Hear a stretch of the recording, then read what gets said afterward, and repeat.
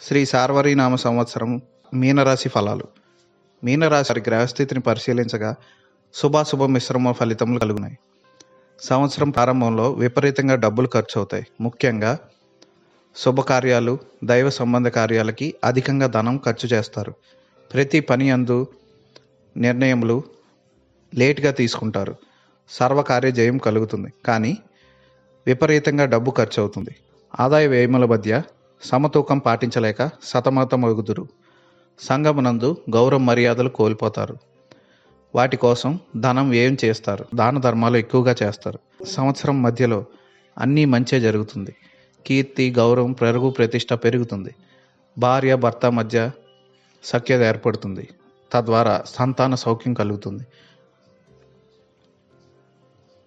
మీరు కోరుకున్నవంతా జరుగుతూ ఉంటాయి. కీర్తి వృద్ధి, బలము, శత్రునాశనము, మిత్రవృద్ధి, మంత్రసిద్ధి, వాకృతత్వము కలుగును. సర్వకార్యములందు మీదే పైచేయిగా ఉంటుంది. సంవత్సరం చివరిలో కొన్ని ఆటంకములు కలుగును.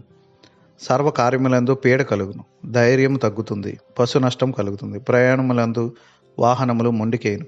తక్కువ వారి వలన మాటలు పడుదురు. ఆర్థిక వ్యవహారములు అదుపు తప్పుతాయి. విద్యార్థులకు అనుకూలం కాలము. మంచి మార్కులు సాధించెదరు. ర్యాంకులు పొందుతారు. నిరుద్యోగులకు మంచి మంచి జాబ్స్ వస్తాయి. ప్రమోషన్లు కూడా కలుగుతాయి. బదిలీలు కూడా జరుగుతాయి. గౌరవ మర్యాదలు పెరుగుతాయి. సినిమా, నాటక రంగాల వారు అత్యధిక లాభాల బాట పడతారు. స్పెక్యులేషన్లు లాభిస్తాయి. ఎన్ఆర్ఐలకు ఉత్సాహకరమైన వాతావరణం ఉంటుంది.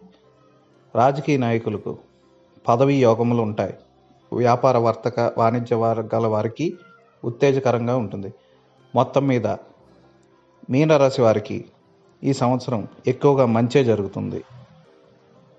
కొన్ని కష్టాలను ఎదుర్కొన్నా మీరు రాబో కాలంలో సుఖాన్ని అనుభవించడానికి రెడీగా ఉండండి. అంతా ఆ దేవుని లీల. ఓం నమో వెంకటేశాయ.